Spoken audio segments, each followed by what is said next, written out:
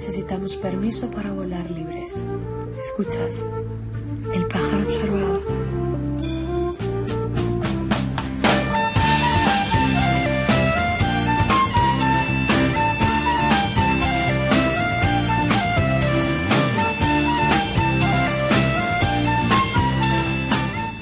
Bienvenidas un día más a este vuelo del pájaro observador.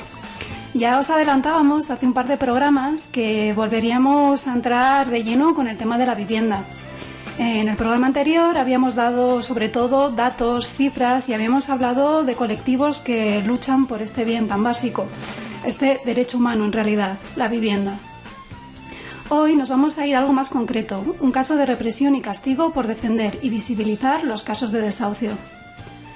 Como también os comentábamos en este anterior programa, la llamada Ley Mordaza fue una de las medidas que se tomaron por el auge de los movimientos sociales, la creación de colectivos y el aire general de lucha que se respiraba por aquellos 2015. En este contexto surge una ley que, para los que no lo sabéis, en realidad se llama Ley Orgánica 4/2015 de 30 de marzo de protección de la seguridad ciudadana. Irónico, ¿no? Pues desde que se instaurase esta ley hasta 2018 se han recaudado 416 millones de euros en más de 765.000 sanciones. A cada año se han puesto más sanciones y se ha recaudado más en multas. Se ha pasado de 41 millones de euros en 2015 a 149 millones de euros en 2018.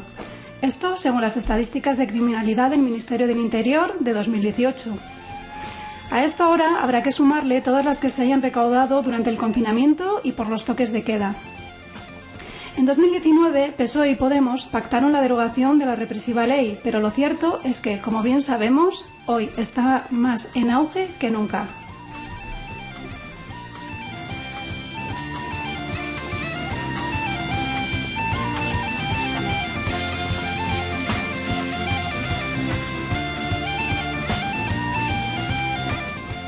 En la actualidad parece que vivimos en plena crisis sanitaria y se esboza otra gorda y económica. Y el derecho a la vivienda sigue estando muy lejos de estar asegurado. Los desahucios siguen sucediendo día a día y afectan a los perfiles más desprotegidos. Hace poquito, el 13 de noviembre, el Sindicato de Inquilinas de Bilbao denunciaba el desahucio de una mujer con sus 2 hijas menores. La más pequeña tenía 2 años. En Madrid, otra mujer, ella, víctima de violencia machista y madre de otras 3 hijas, también fue desahuciada. Y ahora ella y sus 3 hijas, de 15, 12 y 3 añitos, viven en un albergue. Son solo algunos ejemplos, pero que ilustra cuán necesaria es la lucha por la vivienda y lo necesario que es que estos casos salgan a la luz para visibilizar y para que no caigan en el olvido. Pero esta lucha nos sale cara. Ya hemos hablado del negocio de la Ley Mordaza, unas multas que suelen rondar los 600 euros, pero que pueden llegar a cifras tan increíbles como 600.000 euros. La represión, en forma de precariedad económica, parece que te dice: ten cuidado en ayudar a no caer en la precariedad absoluta de algunas personas, porque tú caerás con ellas. En esta línea, hace unos días, concretamente el 10 de noviembre, el Sindicato de Llogaters de Barcelona hacía público un comunicado en el que denunciaban que tras un desahucio en octubre, el número de multas por frenar con resistencia pasiva aquel desahucio asciende a 30, un total de 18.000 euros que se niegan a pagar. En este caso era Estela y su familia, su marido, sus hijos, un nieto de 7 años y un familiar con un 65% de discapacidad quienes fueron desahuciados. Vistos estos casos, ahora vamos a entrar en el contexto de Cantabria, donde también nos toca hablar de represión y más allá de la Ley Mordaza y de las multas, nos toca hablar de posibles penas de cárcel. El caso ya os sonará a muchas. El pasado 13 de julio hubo una concentración contra el desahucio de Lilian y su familia en el Astillero. Varias horas antes del desahucio, la Guardia Civil había establecido un perímetro alrededor del edificio. Fue una mañana tensa y aunque el desahucio se paró, la jornada acabó con varias identificaciones con propuestas de desanción, de la Ley Mordaza que acabamos de hablar, y con 2 detenciones. Hoy hablamos con sus protagonistas y escucharemos sus voces, así como la del colectivo. Juntas lo paramos todo, ni desahucios ni represión. Un grupo de apoyo que nace para dar cobertura solidaria a estas personas. Así que sin más preámbulos, nos vamos a escucharlas. Comienza el vuelo.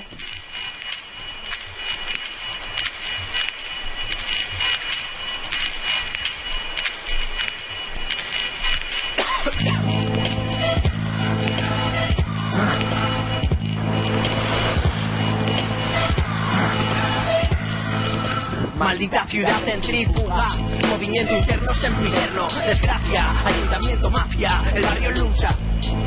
Corbatas no capuchas llevan los hijos de puta. Enemigos de los vecinos, vecinos desposeídos. Conocen bien vuestras maniobras. Servicio de basuras, cortao. Permiso de obras, denegao. Edificio declarado en ruina. Luego llegan higienistas del Estado a tomar medidas. Por futura infraestructura innecesaria rompen vidas. A la nueva Santander desde la Serna le estorba a las personas. Tu barrio es un grano en el culo, van a explotarlo, desertizarlo, derruirlo y venderlo caro. Así se construye la gloria de Europa, creando periferias. Arriba proletariado urbano, Cabildo, Pilón, San Roque, Amparo. Urbanismo, la de capitales expulsadas. Modo de producción de las ciudades expulsadas. Cuando roben, expulsadas. Dejando claro que manda la calle, expulsadas.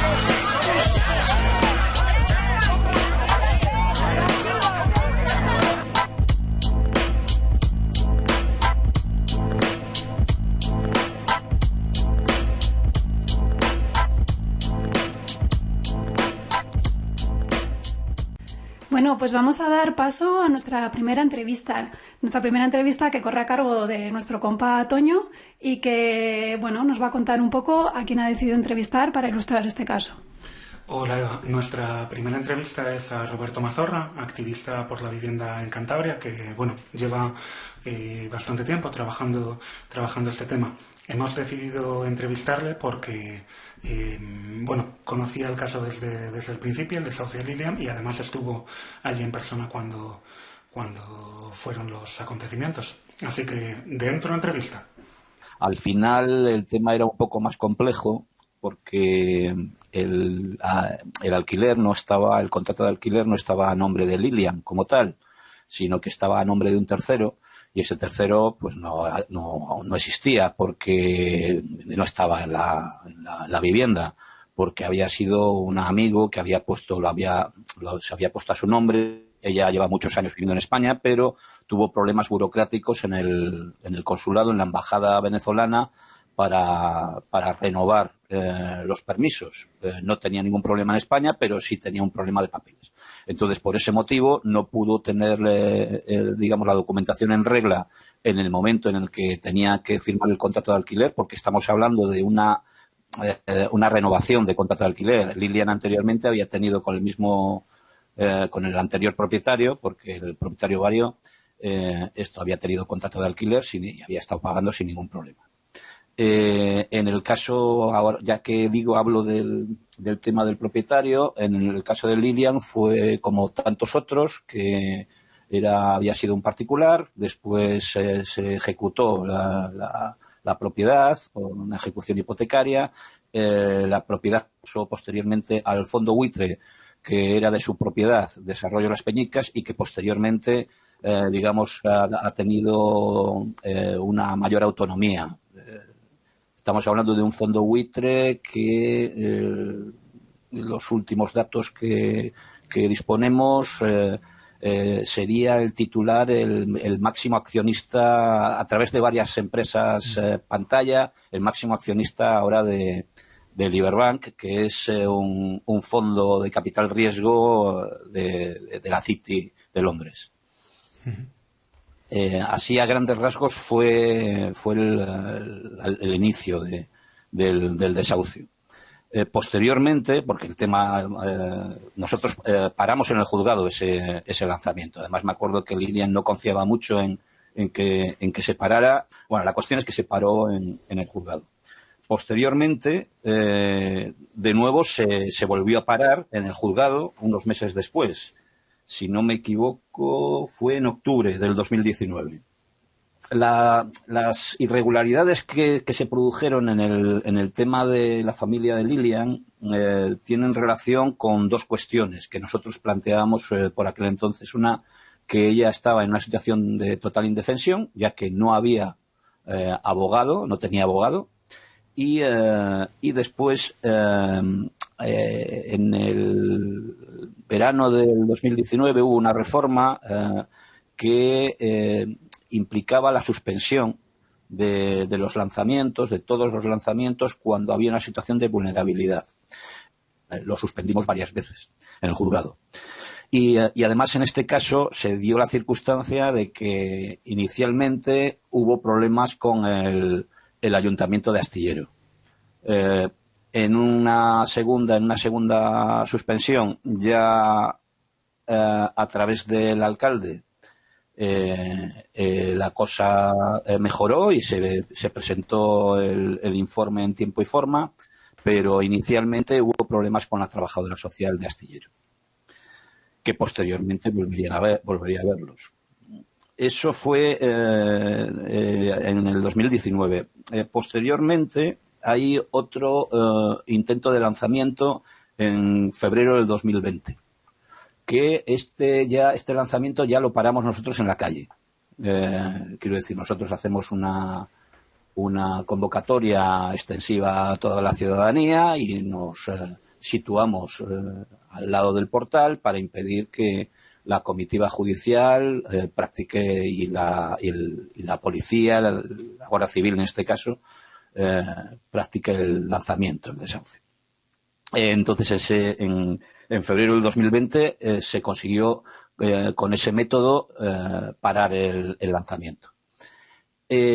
Posteriormente nos encontramos ya en julio del 2020, que es cuando se producen los hechos que han dado lugar a sendas denuncias de distintas personas contra la Guardia Civil por su actuación violenta y por otros motivos, y también de denuncias de la Guardia Civil contra varios compañeros. Sí, efectivamente queríamos entrar en esta última parte que comentas, que este último lanzamiento, el de julio, tuvo ciertas particularidades respecto a lo que han sido otros desahucios. Como ves, el tema es largo. El lanzamiento de julio de 2020. Te lo digo porque después ha habido más circunstancias. Pero bueno, en julio del 2020 se produce una irregularidad que creo que era la primera vez que nosotros lo presenciábamos. Tenemos conocimiento de qué ha ocurrido en Madrid o Barcelona, pero en Cantabria, en Santander concretamente, nunca había ocurrido una cosa parecida. Ha ocurrido otras cosas igual de graves, pero no una cosa parecida al hecho de que nosotros, cuando llegamos allí, nos encontramos que la Guardia Civil ha tomado literalmente el edificio.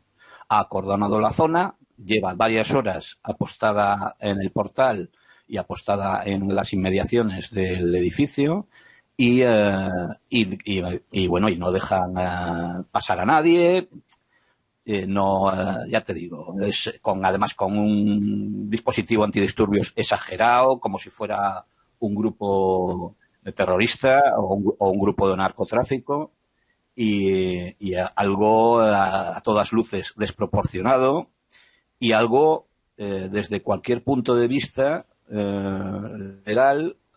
¿Por qué era ilegal? Pues porque la orden de lanzamiento, que realmente es una orden de lanzamiento que la dirige el propio Desarrollos Las Peñicas, explicando que para que no vuelva a ocurrir lo que había explicado anteriormente, el de febrero del 2020, pues se acompañara y se impidiera que se hiciera lo que suele hacer la plataforma Stop Desahucios, ¿no? En este caso, que era la convocante.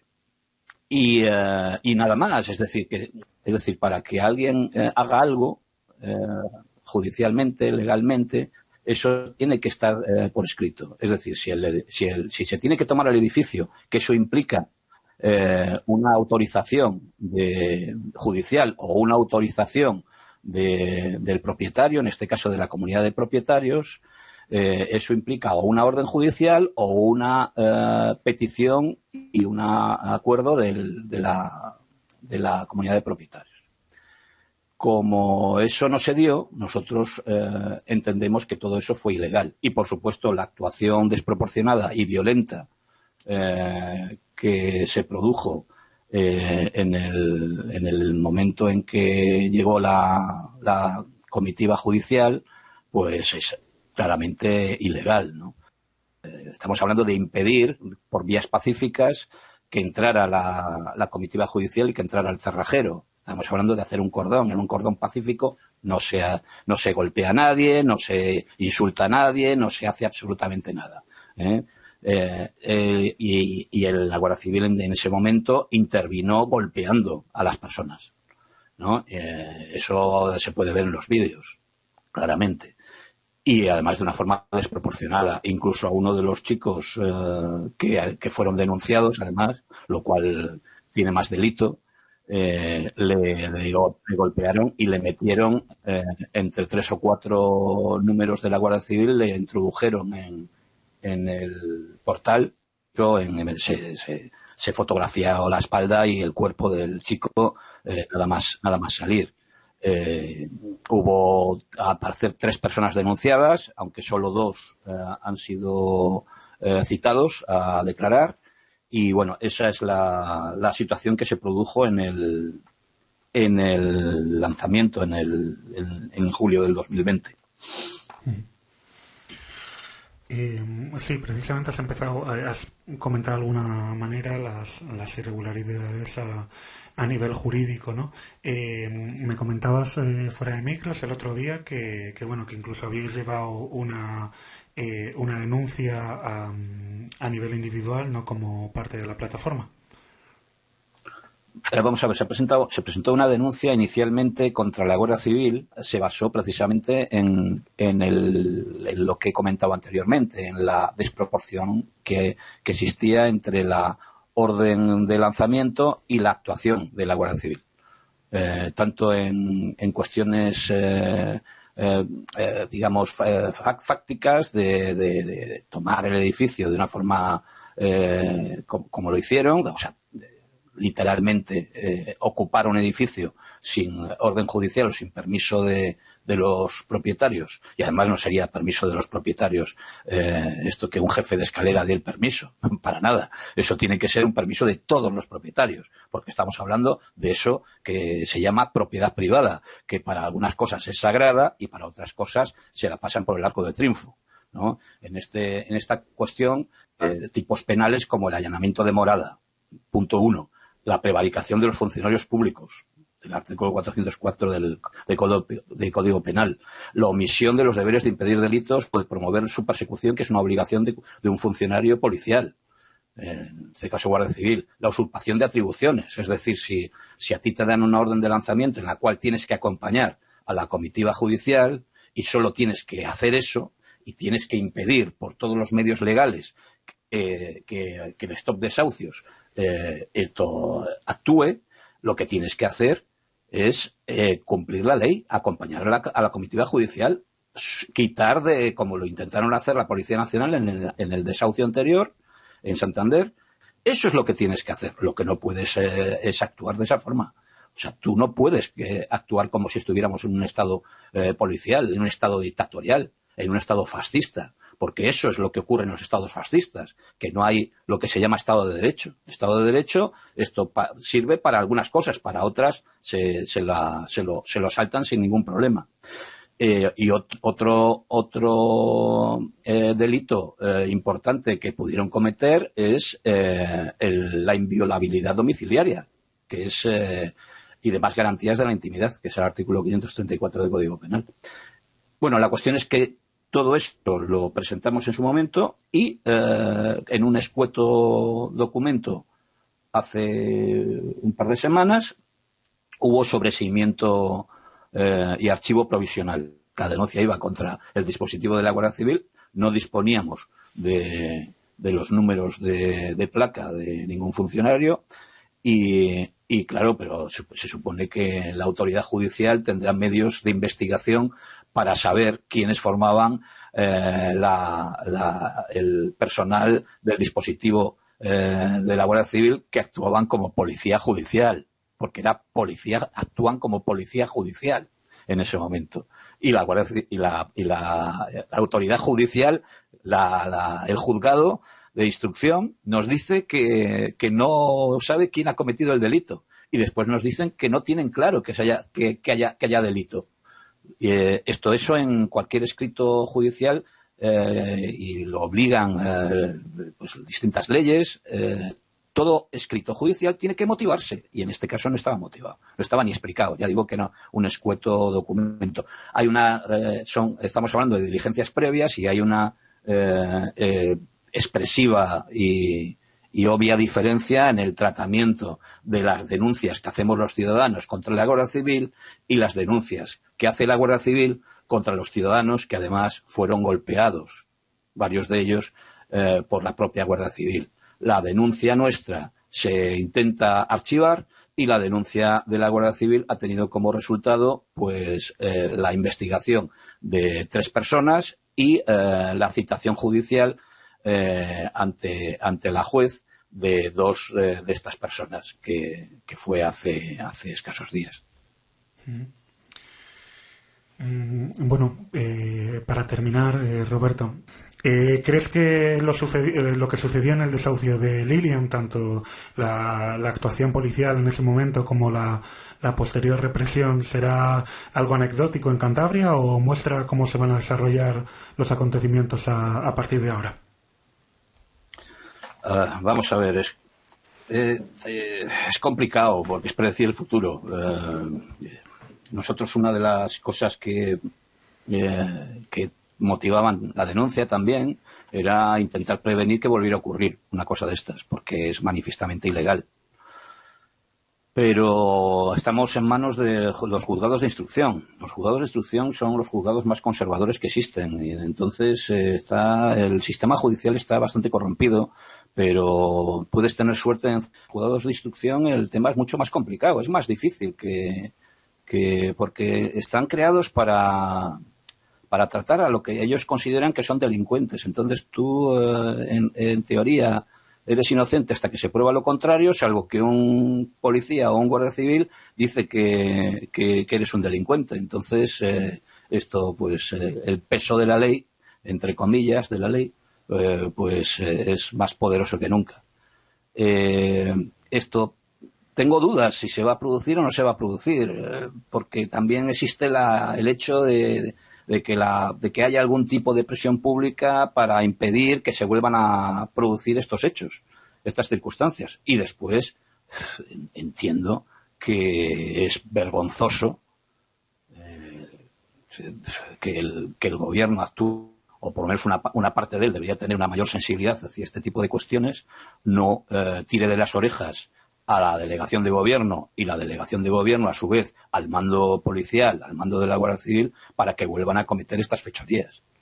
Espero que no se vuelva a hacer esto, porque es que lo curioso de todo esto es que con una delegación del gobierno en Cantabria del gobierno, del ejecutivo del PSOE y de Unidas Podemos, es cuando se han cometido mayores barbaridades en los últimos tiempos. Y barbaridades de las policías, de la Policía Nacional, que hubo una actuación en Santander el otro día, y de la Guardia Civil. Y esos mandos policiales responden a un mando político. Entiendo y espero que sean suficientemente inteligentes como para no actuar de una forma más a la derecha que la derecha que nos estaba gobernando hasta ahora. Muy bien, pues esto es todo. Muchísimas gracias, Roberto, por acompañarnos. Gracias a ti, Toño. Bueno, esto han sido las palabras de Roberto Mazorra. Ahora estamos con una de las personas que efectivamente ha vivido esta represión de una forma más directa. Buenos días, Borja. Muy buenas, hola. Bueno, en la entrevista que te queremos realizar, tanto a ti como a Javi, que ha sido el otro compañero represaliado de manera más dura, más explícita, lo primero que te queríamos preguntar es ¿por qué decides ir a este desahucio? Bueno, yo decido ir al desahucio por una cuestión ahí como muy básica, ¿no? Como cuando he visto convocatorias contra los desahucios suelo ir porque me parece una de las cosas más dignas y prácticas que se hacen a día de hoy desde los movimientos sociales. y bueno, pues en esta ocasión, pues como pude, pues acudí para allá. Yo quería puntualizar que en realidad yo no estoy metido en el tema de las luchas por la vivienda, en un trabajo más cotidiano, y sí que me interesaba como decir, ¿no?, visibilizar esa parte de que más allá de esos momentos como el que fui yo ese día, donde suele haber más tensión porque es el momento del desahucio en sí, pues hay un trabajo cotidiano de un montón de grupos de vivienda, ¿no?, de plataformas de afectados como la PA y estos desahucios, por ejemplo, aquí en Cantabria, pero bueno, en todo el estado, pues sindicatos de inquilinos, oficinas de vivienda, oficinas de ocupación, y me parecía interesante puntualizar que bueno, pues que está ese trabajo, ¿no?, que es más cotidiano que espectacular en ese sentido. Y bueno, yo pues como uno más me fui ese día astillero y bueno, se paró. Sí, efectivamente, quizá una de las cosas que hay que subrayar es que a pesar de todo esto, ¿no?, lo que fue el objetivo de ese momento, que era parar ese lanzamiento, se detuvo, ¿no? Precisamente nos ha comentado Roberto antes que fue un desahucio con unas particularidades muy diferentes, ¿no? Y de ahí entra precisamente el tema de la represión. En tu caso, ¿qué experiencias tenías de otras convocatorias de desahucios? ¿Cómo se habían desarrollado los acontecimientos? Bueno, en mi caso, en otras situaciones, pues casi siempre lo que pasaba es que antes de que llegase la policía, ¿no?, al portal o a la puerta de las casas, pues el desahucio se paraba a tiempo, ¿no? Y en este caso, pues a mí me pareció como un poco, sin saber cómo habían ido otros desahucios, porque tampoco he estado en todos, me parecía como un dispositivo súper grande, en este caso en concreto el 13 de julio. Una de las cosas más significativas fue que, bueno, pues cuando llegamos ya estaba un montón de agentes de la Guardia Civil, tenían todo el acceso vallado, ¿no? Y bueno, una de las cuestiones aquí más importantes que se plantean es que ya no solo que vayan a echar a la gente de casa, sino que precisamente ese momento de apoyo entre gente solidaria es interrumpido porque ni siquiera éramos capaces de estar con la familia, ni de acceder al portal, ni estar ahí, ni siquiera se podía eso. Entonces, luego hablando con gente que está más metida en estas luchas, pues sí que coincidíamos en que no habíamos visto nada igual, al menos en el contexto de Cantabria. Sí, bueno, imágenes muy, muy potentes, ¿no? Como lo hemos visto en imágenes, como el material antidisturbios de la Guardia Civil, ese equipamiento completo que no se correspondía a otras cosas, a otros desahucios que hemos visto aquí en Cantabria. Sin embargo, a pesar de la violencia contra el compañero que ya hemos mencionado, se da la circunstancia de que tu detención no es durante el desahucio, sino un poco más tarde. ¿Podrías contarnos un poco cómo fueron las circunstancias de tu detención? Sí, como bien dices, bueno, ese día hubo identificaciones que luego dieron lugar a que algunos compañeros fueran llamados, ¿no?, a presentarse en el cuartel de Peñacastillo. En mi caso, me detuvieron por la calle y me detuvieron por la calle unos días después, aprovechando que salía de una concentración que estaba convocada precisamente para denunciar la actuación de la Guardia Civil el 13 de julio, ¿no? Bueno, pues me llevaron en coche para allá y bueno, pues estuve unas horas allí sin declarar y demás. Y bueno, a mí, pues más allá de contar los detalles de mi detención, que no creo que sea tan importante, lo que sí me lleva como a reflexionar y me llevó en ese momento, al estar ahí metido en ese percal, es pues qué haría, ¿no? O sea, un montón de gente que no tiene como las redes de apoyo que pueda tener yo a nivel informal, pero también más formal, como conocer, por ejemplo, abogados que te puedan echar un cable, ¿no? Y no te encuentres con el primero abogado de turno que pasa por allí y te puede preguntar, como en mi caso, o te puede decir, a la próxima estás en la cárcel, o comentarios así, ¿no? Pues eso, que si para mí ya era difícil en ese aspecto, que puede ser para un montón de gente que no tiene esas redes, ¿no? Por ejemplo, también me surge la idea de, pues, de estar atentos a esas cosas y de, pues, tener más recursos, ¿no? El proceso punitivo al que te enfrentas no solo es radicalmente injusto por su esencia, ¿no? sino que además se prevé bastante largo. Ya estamos acostumbrados a esto en los movimientos sociales de Cantabria, ya lo vimos con Preguntarnos Delito y ya hemos comentado fuera de micros que es un escenario al que probablemente tú y los compañeros os estáis enfrentando. Os queríamos preguntar ¿cómo te hace sentir este limbo en el que te enfrentas a algo tan importante como es la privación de libertad? Bueno, yo he de decir, como un poco repitiéndome como en la pasada pregunta que me habéis hecho, que yo la potencialidad que tengo es que me considero que tengo mucho apoyo alrededor, ¿no? Pero bueno, yo creo que también la represión tiene una función y es individualizarte absolutamente, ¿no? Y en ese sentido, por mucho apoyo que yo tenga a distintos niveles, es verdad que pues un poco lo que genera es que te veas mucho como, pues, hay un proceso de aislamiento, ¿no? Como de tú, tu movida y los demás, ¿no?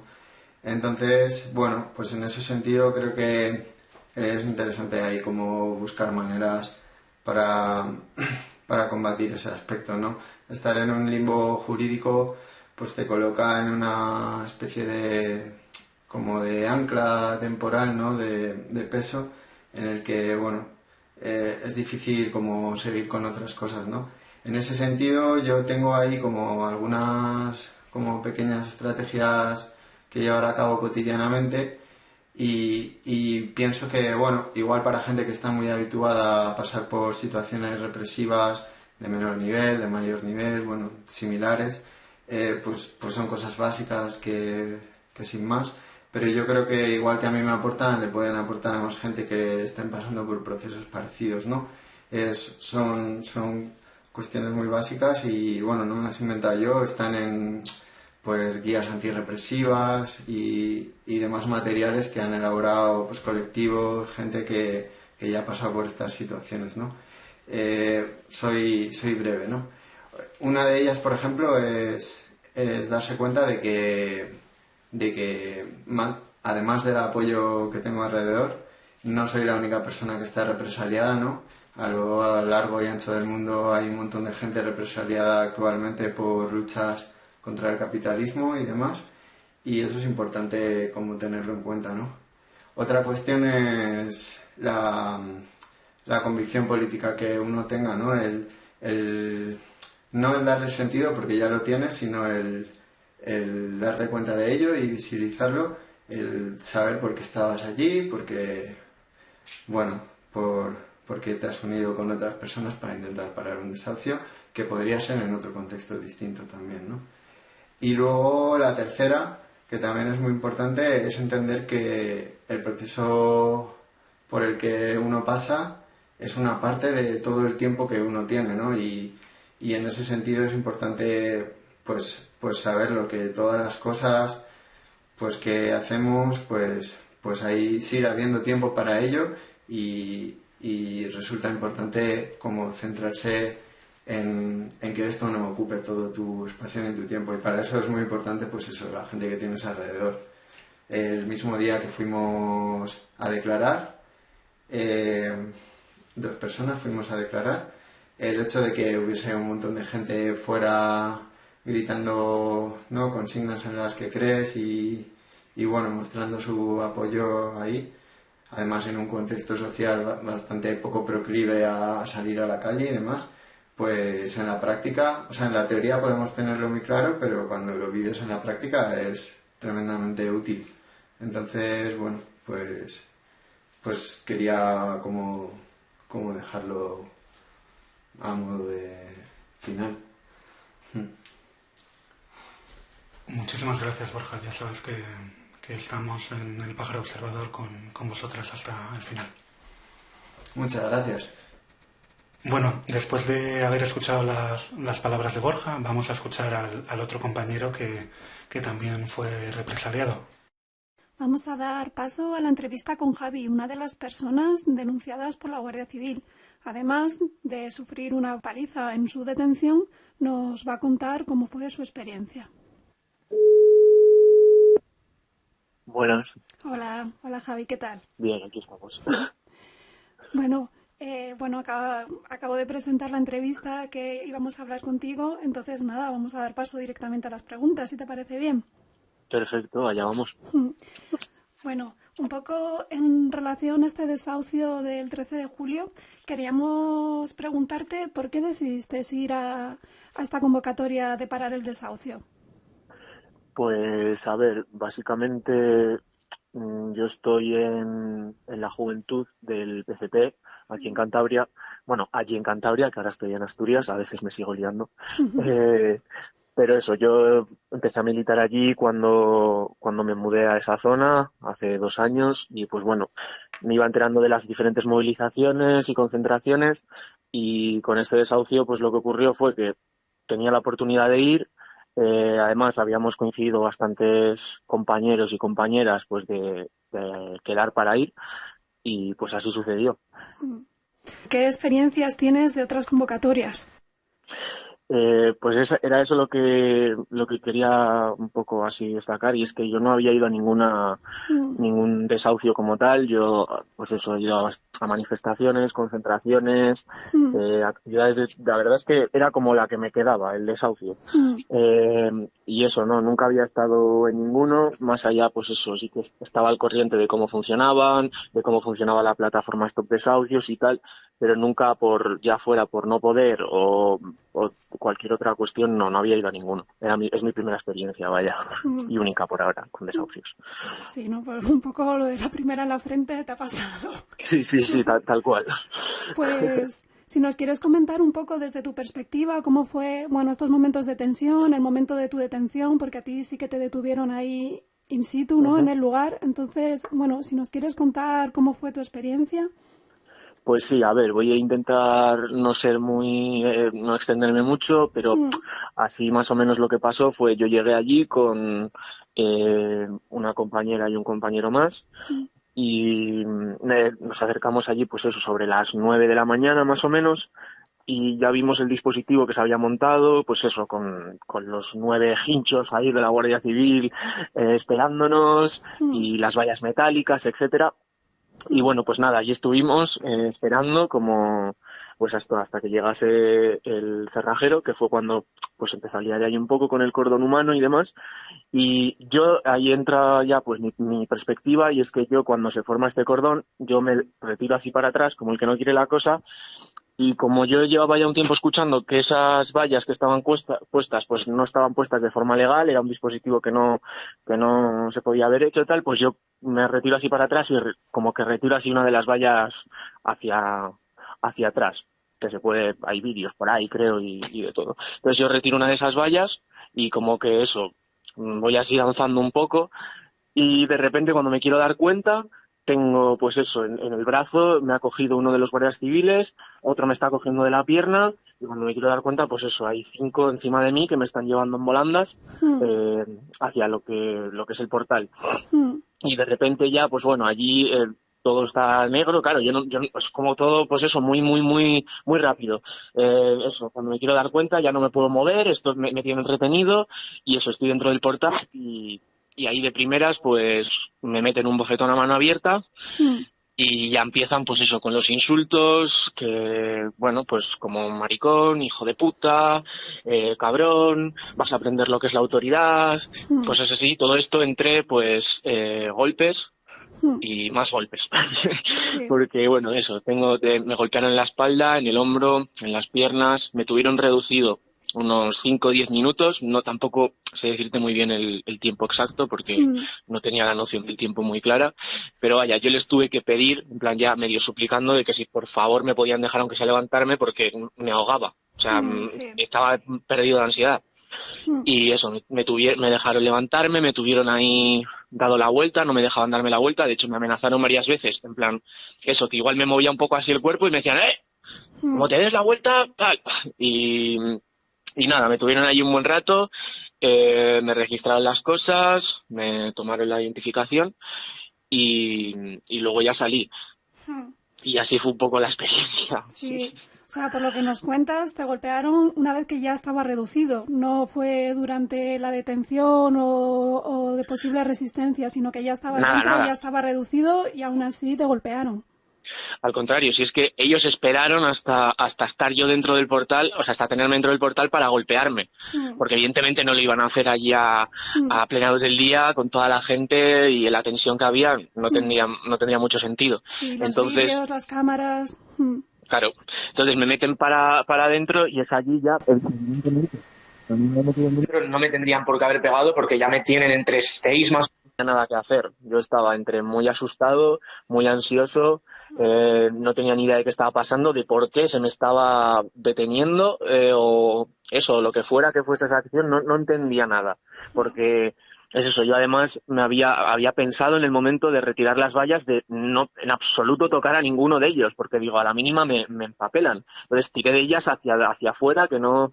Entonces eso, yo estaba muy confuso y eso, además, yo creo, esto ya es algo muy que, bueno, los que estuvieron allí lo vieron, que es que yo creo que se aprovecharon de esa confusión para intentar sustraerme el móvil, porque además de todo esto, cuando yo me dicen de salir, ya me dan mi riñonera, yo miro mi riñonera, miro todo y digo, oye, aquí no está mi móvil, y me instan a irme, en plan, cállate de una vez y lárgate, ¿sabes? Y yo cogí, me largué.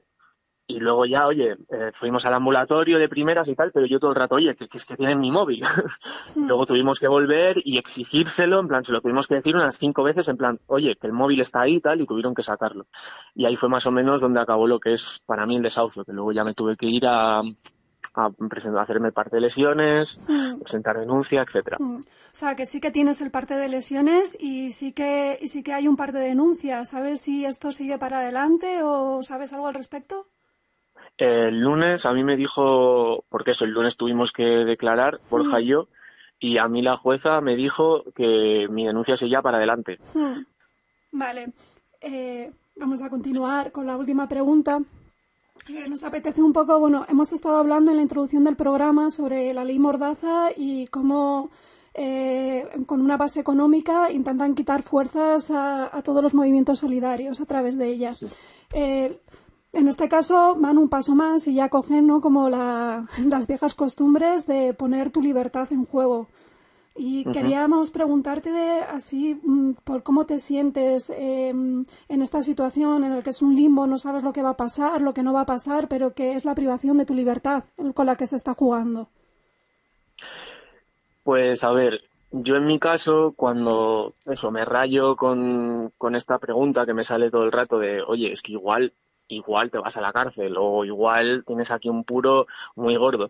Pues a ver, me tranquilizo porque yo creo que tengo pruebas suficientes de que la acusación que se ha hecho contra mí no es cierta, vaya, o sea, es que es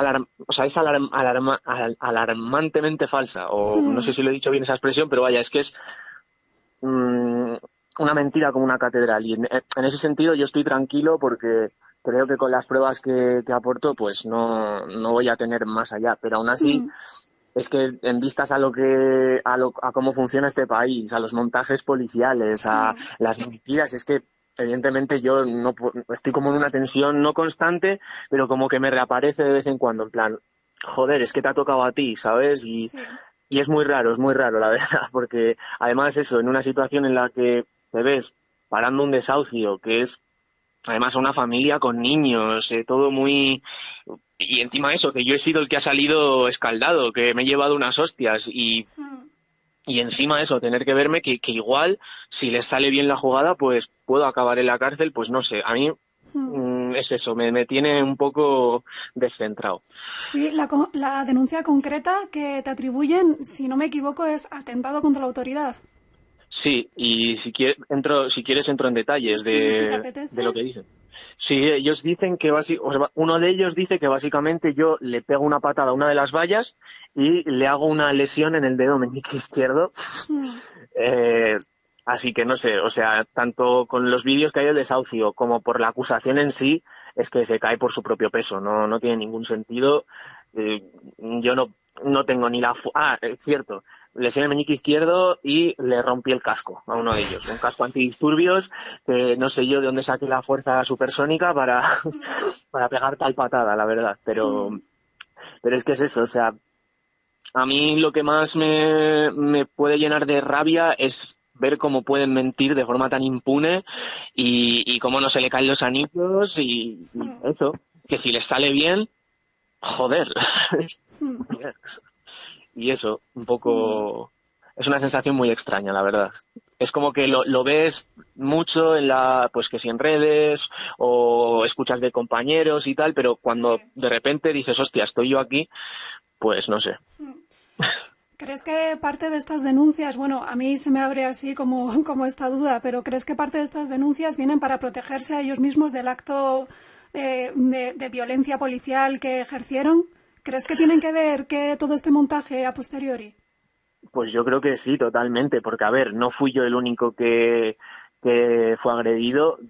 Hay bastantes compañeros, compañeras que es eso, o sea, además lo bueno en este caso, que bueno, pues estas cosas tienen sus cosas buenas y sus cosas malas, las tecnologías, pero en este caso es que, o sea, hay documentación total de porción de lo que hicieron allí, o sea, a mí me parece que obviamente tenían que hacer algo porque no tenía ningún sentido, en plan, ese dispositivo, esa violencia, no sé, que además una cosa que a mí me parece que hay que destacar es que cuando yo estaba ahí dentro y ya había pasado un poco eso, llevaba igual ya 15 minutos y tal, me cabe decir que todo ese tiempo estaba escuchando a las personas que estaban ahí en el desahucio apoyarme y tal, que desde aquí pues oye, muchas gracias a todos y a todas, y eso, ellos me dijeron que sabían que el desahucio no se iba a producir al haber menores.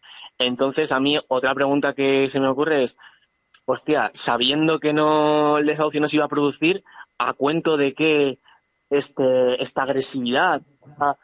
No sé, hay que pensar un poco, ¿no? Porque también es verdad que en el desahucio anterior la tensión fue muy gorda y es como que igual han querido, pues eso, responder con contundencia y dejar claro que oye, que ellos aquí son los que mandan. Eso era lo que ellos me decían en el portal, así que no sé, hay que estar un poco alertas porque desde luego es que es eso.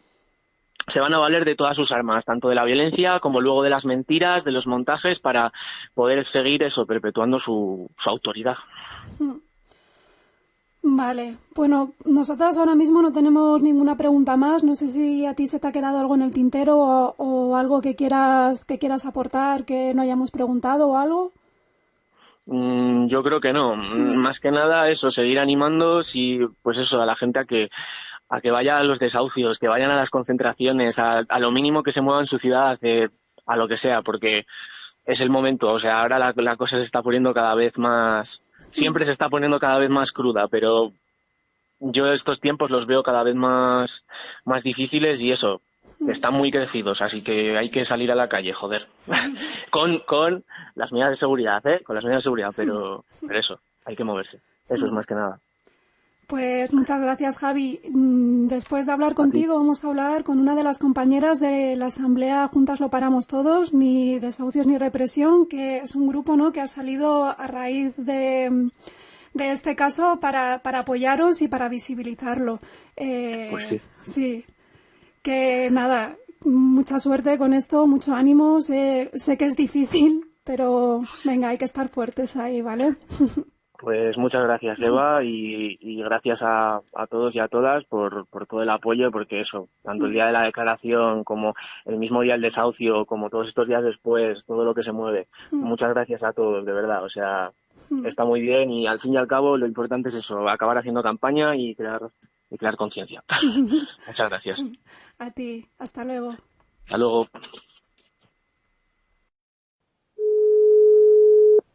Hola, buenas. Hola, buenos días. Como hemos dicho, estamos contactando con una de las personas que forma parte de esta asamblea, Juntas lo Paramos Todo, ni Desahucios ni Represión. Y bueno, bienvenida, Giselle. Bienvenida al Pájaro. Muchas gracias. Bueno, queríamos que nos contases un poquito cómo surge esta asamblea y cuáles son los objetivos de este grupo. Pues mira, ante toda la situación actual y a partir de lo que pasó el 13 de julio, pues decidimos juntarnos todos y mostrar pues todo el apoyo y la solidaridad que esté en nuestra mano, vamos, tanto a los compañeros como con todo el tema de los desahucios. Que por un lado estáis apoyando, bueno, a estas personas, pero también estáis llevando a cabo una denuncia sobre estos, ¿no? Sobre el tema de la vivienda en general, desahucios. Sí, mira, como ante todo la verdad que defendemos el derecho a una vivienda, lógicamente, y pues estamos cansados de la represión y luego la violencia institucional que se usa el sistema en contra de todo el que sale a defender sus derechos, sobre todo en este tema. También destacar toda la campaña que hay contra la ocupación, de la que se están aprovechando los medios para focalizar el problema en que se esté ocupando y no realmente por qué la gente ocupa. Ya solo en Cantabria, en 2019, se hicieron más de 600 desahucios. Sí. Entonces, enmascaran el problema y lo que hacen es tapar el aumento de toda la precariedad que sufre la población para poder justificar pues, toda esa represión de la que hablamos, ¿no? Al fin y al cabo. Y como asamblea, bueno, lleváis poquito, imagino, porque es un tema muy reciente.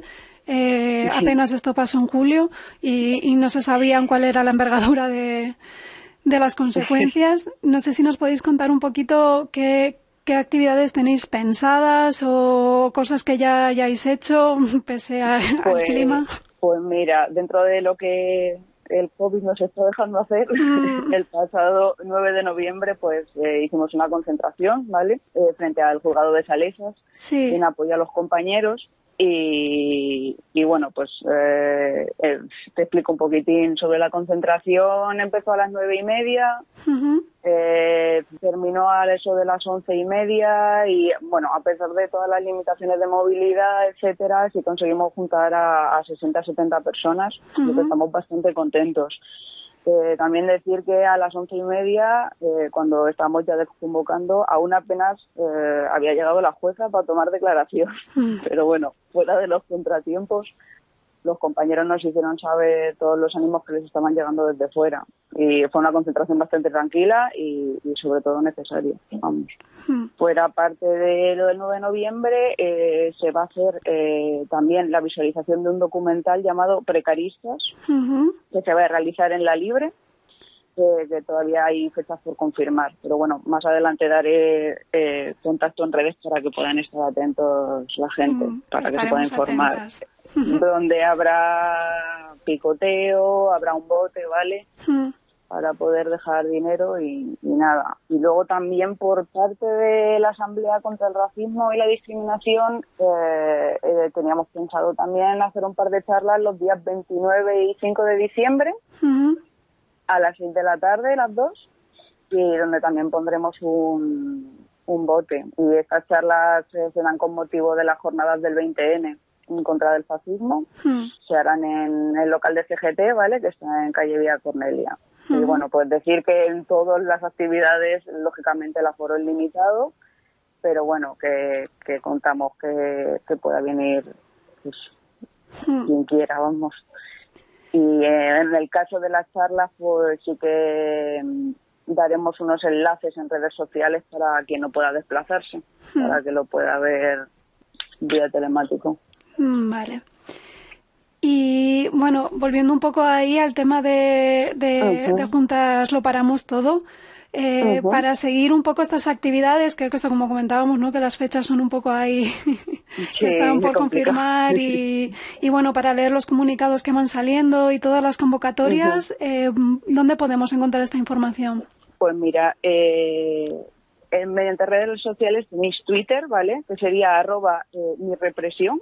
Sí. Y luego por Facebook también, que estaríamos Juntas Lo Paramos Todo, ni desahucios ni represión.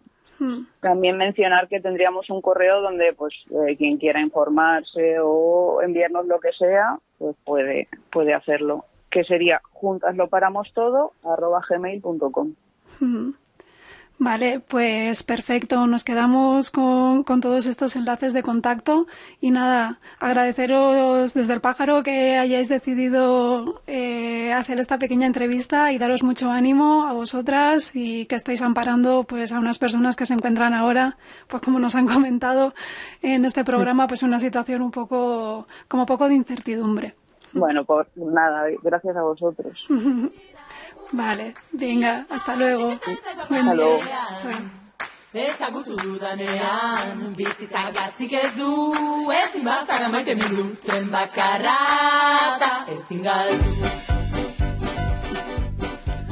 No parece casualidad que Eva haya utilizado la palabra amparo para referirse a la principal acción de este nuevo colectivo de juntas Lo Paramos Todos. Este amparo, este cuidado, precisamente un hilo negro, une la lucha de Amparo Pérez con el nuevo caso de represión que tienen que afrontar Borja, Javi y los demás. Desde el Pájaro Observador sabemos siempre dónde posicionarnos ante el conflicto con los poderosos. Nada más nos queda por añadir. Simplemente recordar que mañana 20 de noviembre, aniversario del fallecimiento de Buenaventura Durruti, os esperamos en Santander en una nueva convocatoria antifascista.